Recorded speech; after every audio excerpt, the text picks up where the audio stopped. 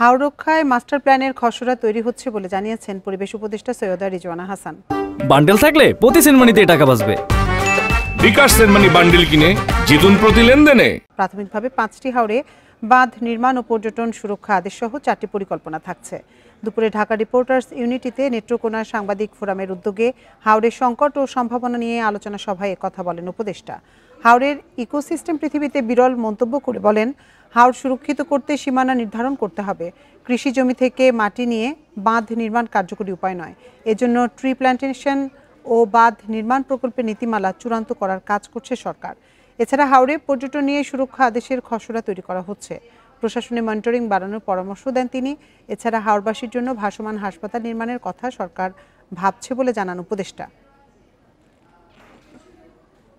4টা পলিসি আমরা কাজে হাত দিয়েছি। একটা হচ্ছে হাওর মাস্টার প্ল্যান, একটা হচ্ছে হাওর প্ল্যান গাইডলাইন অন এমব্যাঙ্কমেন্ট, একটা হচ্ছে হাওরে প্ল্যান্টেশন, আরেকটা হচ্ছে হাওরে ট্যুরিজম। এই প্ল্যান্টেশন খালি করলে হবে না, সুরক্ষার জন্য আমাকে একটা মেকানিজম খুঁজে বের করতে হবে। ট্যুরিজম নিয়ন্ত্রণে সুরক্ষা আদেশের খসড়াটা প্রস্তুত করছি এবং আশা করি এটা চূড়ান্ত করে দেব।